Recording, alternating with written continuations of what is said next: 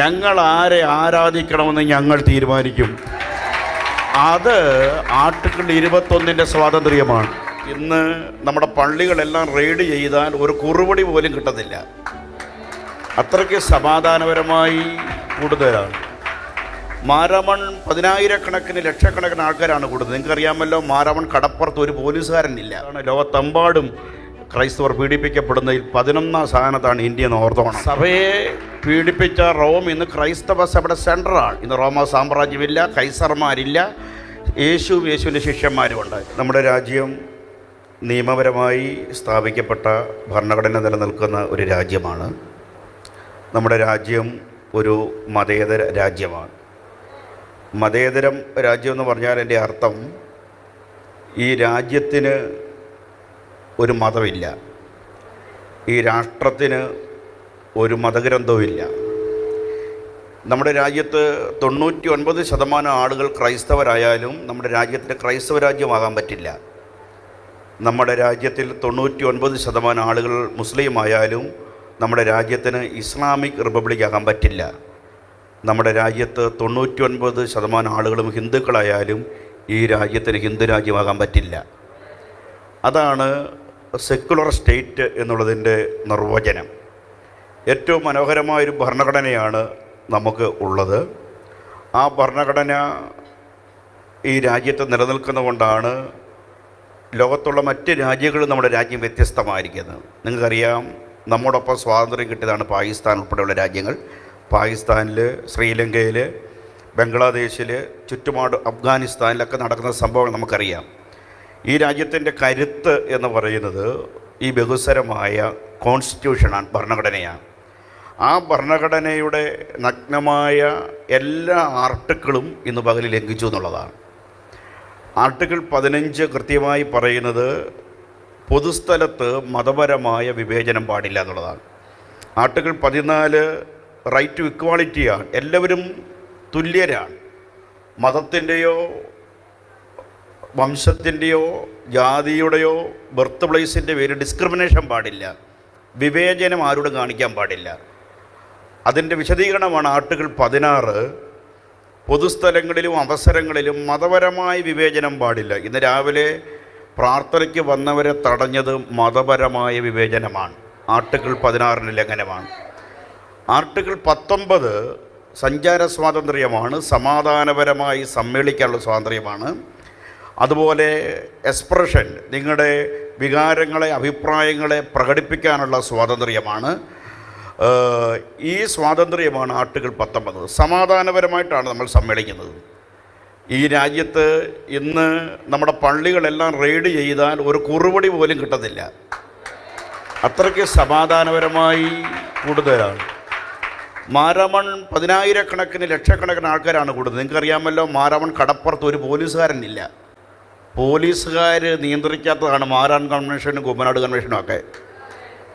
അപ്പോൾ ഒരു ജംഗ്ഷനിൽ 2 പേരെ നിയന്ത്രിക്കാൻ എത്ര പോലീസ് ഉണ്ടാകും നമുക്കറിയാം. അത്രയ്ക്ക് സമാധാനപരമായി സമ്മേളിക്കുന്ന ഒരു സ്ഥലമാണ്. അതുകൊണ്ട് ആർട്ടിക്കിൾ 19 ഇന്ന് രാവിലെ സഞ്ചാര സ്വാതന്ത്ര്യം തടയുന്നു, അവരുടെ അഭിപ്രായ സ്വാതന്ത്ര്യം തടയുന്നു എന്നുള്ളതാണ്. ആർട്ടിക്കിൾ 21 പേഴ്സണൽ ലിബർട്ടിയാണ്, വ്യക്തിപരമായ സ്വാതന്ത്ര്യം.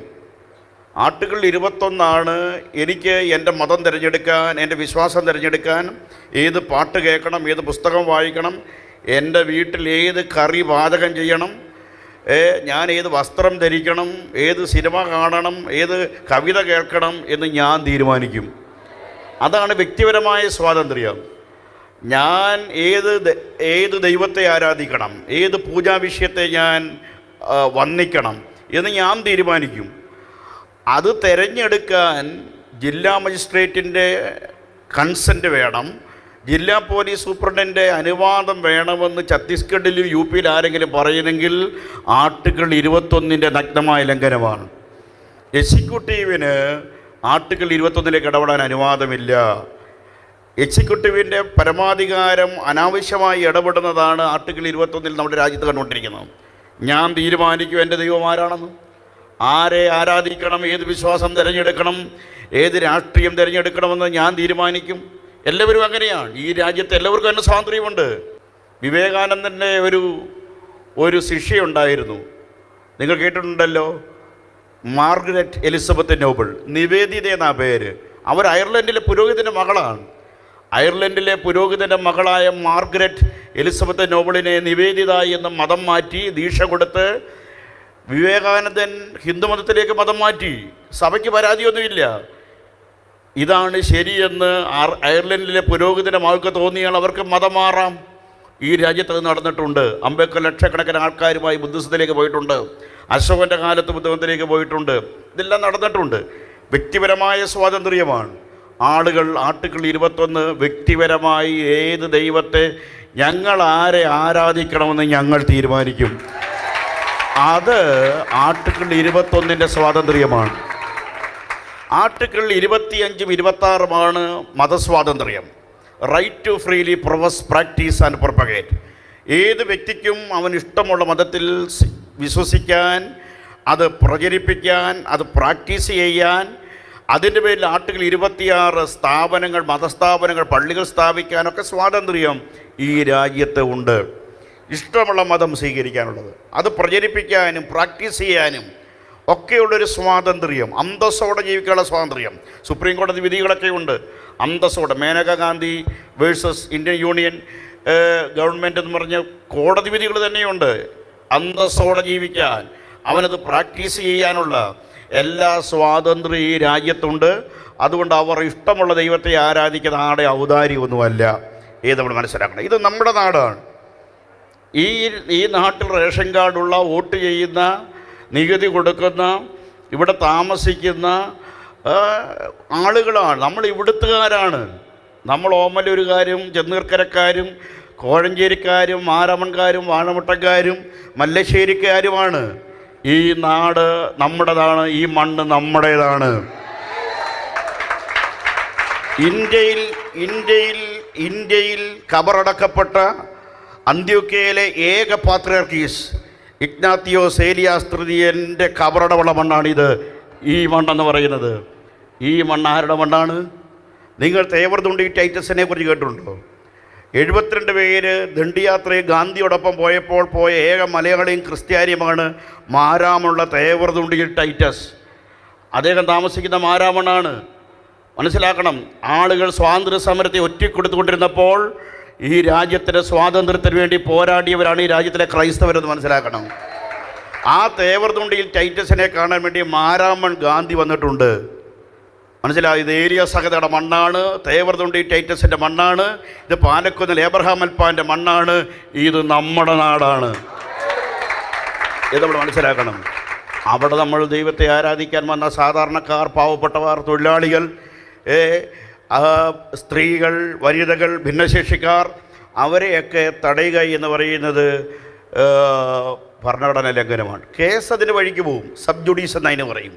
സബ് ജുഡീസ് എന്ന് പറഞ്ഞാൽ നിയമത്തിന് മുമ്പിലും വിചാരണയിലും തീർപ്പ് കൽപ്പിക്കാത്തമായ വിഷയം പൊതു അഭിപ്രായം പറയാനും മീഡിയ ചർച്ച ചെയ്യാൻ അനുവാദമില്ല.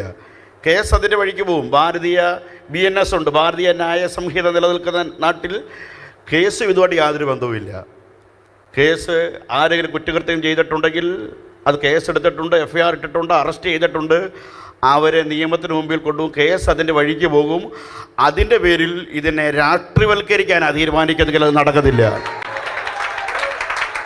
അതുകൊണ്ട് ആ ഇഷ്യൂവിനെ പൊളിറ്റിക്കലായി, കമ്മ്യൂണലായി, പൊളിറ്റിക്കലായി വിഷയത്തെ മാറ്റാനാണ് ശ്രമിക്കുന്നതെങ്കിൽ അത് നടക്കത്തില്ല. ഇത് പാവപ്പെട്ടവരായ സാധാരണക്കാരായ ആളുകൾ പ്രാർത്ഥിക്കാനും അവരുടെ സങ്കടം പറയാനും കരയാനും ഒക്കെ വരുന്ന, ബൈബിൾ വായിക്കുന്ന, ബൈബിൾ പഠിക്കുന്ന ഒരു സ്ഥലമാണ് കൃത്യമായി മനസ്സിലാക്കണം. അത് ഇതുമായിട്ട് യാതൊരു ബന്ധവുമില്ല. ഇതിൻ്റെ ലീഡർഷിപ്പിലുള്ളവർക്ക് അവർക്കെതിരെ FIR ഇല്ല. അതുകൊണ്ട് ആരെങ്കിലും ഒഫൻസിൽ കമ്മിറ്റ് ചെയ്തിട്ടുണ്ടെങ്കിൽ പോലീസ് അതിൽ ഇടപെട്ടിട്ടുണ്ട്, അത് അവരെ അറസ്റ്റ് ചെയ്തിട്ടുണ്ട്, നിയമം അവരെ ശിക്ഷിക്കും. അത് ആന്തരികമായി നടന്നൊരു സംഘർഷമാണ്. അപ്പോൾ അതാണ് ഇതുമായി ബന്ധപ്പെട്ട് പറയാനുള്ളത്. അതുകൊണ്ട് ഈ വിഷയത്തിൽ ഈ നാട്ടിലെ പൗരന്മാരെന്ന നിലയിൽ, ഇവിടെ താമസിക്കുന്നവരെന്ന നിലയിൽ നമുക്കതിനുള്ള സ്വാതന്ത്ര്യമുണ്ട്. അതുകൊണ്ട് രാവിലെ നടന്ന വിഷയം ഭരണഘടനാ വിരുദ്ധമാണ്. പോലീസ് അത് തക്ക സമയത്ത് ഇടപെടുകയും ആ വിഷയത്തിൽ ഇടപെടുകയുണ്ടായി. അതുകൊണ്ട് ഇത് കേരളത്തിലുടനീളം പലയിടങ്ങളിൽ ഇതിൻ്റെ മറവിൽ അത് ചെയ്യാനുണ്ട്. അതുകൊണ്ട് ആരെങ്കിലും പോത്തിനെ മറിഞ്ഞ് എരുമയെ വെട്ടാനാണ് തീരുമാനിക്കുന്നതെങ്കിൽ അത് നടക്കത്തില്ല. അതുകൊണ്ട് വളരെ ഗൗരവമായി മനസ്സിലാക്കേണ്ട വസ്തുത ഇതിനകത്ത് രാഷ്ട്രീയമില്ല. വിഷയമായി കേസിൽ സഭ ഒരു ഘട്ടത്തിൽ ഇടപെടത്തില്ല. കേസ് നിയമത്തിന് മുമ്പിൽ എത്തിക്കഴിഞ്ഞിരിക്കുകയാണ്. അതവരതിനെക്കുറിച്ച് കൃത്യമായി നീതിപൂർവമായ, സ്വതന്ത്രമായ, നിഷ്പക്ഷമായ അന്വേഷണം ആ വിഷയത്തിൽ മുന്നോട്ട് പോകും. അതിൻ്റെ പേരിൽ പാവപ്പെട്ടവരുടെ യാത്രയും അവരുടെ സഞ്ചാരവും അവരുടെ കൂട്ടായ്മയൊക്കെ തടയുക എന്ന് പറയുന്നത് ഭരണഘടനാ ലംഘനമാണ്. അത് ഈ രാജ്യത്ത് ഉടനീളം ഇന്ന് നടന്നുകൊണ്ടിരിക്കുകയാണ്. എല്ലാ ഞായറാഴ്ചകളും ഛത്തീസ്ഗഡിലും മണിപ്പൂരിലും കന്തമാനിലും ജാർഖണ്ഡിലും ഉത്തരാഞ്ചിലുമൊക്കെ നടക്കുന്നത് ഈ രാജ്യത്താണ്. ലോകത്തെമ്പാടും ക്രൈസ്തവർ പീഡിപ്പിക്കപ്പെടുന്നതിൽ 11ാം സ്ഥാനത്താണ് ഇന്ത്യ എന്ന് ഓർത്തോണം. ഉത്തര കൊറിയയാണ് 1ാം സ്ഥാനത്ത്. ഉത്തര Korea, China, Eritrea, Sudan, Nigeria. അതുകൊണ്ട് സഭയെ തകർക്കാൻ പറ്റത്തില്ല. ഏറ്റവും കൂടുതൽ സഭയെ പീഡിപ്പിച്ചത് റോമാണ്. ആ റോം ഇന്ന് ക്രൈസ്തവ സഭയുടെ സെൻറ്ററാണ്. സഭയെ പീഡിപ്പിച്ച റോം ഇന്ന് ക്രൈസ്തവ സഭയുടെ സെൻറ്ററാണ്. ഇന്ന് റോമ സാമ്രാജ്യമില്ല, കൈസർമാരില്ല, യേശുവിൻ്റെ ശിഷ്യന്മാരുമുണ്ട്. യേശുവിൻ്റെ ശിഷ്യന്മാരുടെ പേര് നമ്മുടെ മക്കൾക്കിടും, കൈസറിൻ്റെ പേര് ആർക്കിടുമെന്ന് നമുക്കറിയാമല്ലോ. അതുകൊണ്ട് നീറോയ്ക്കും ഹേരോദാവിനും ചെയ്യാൻ പറ്റാത്തത് ആർക്കും ചെയ്യാൻ പറ്റത്തില്ല.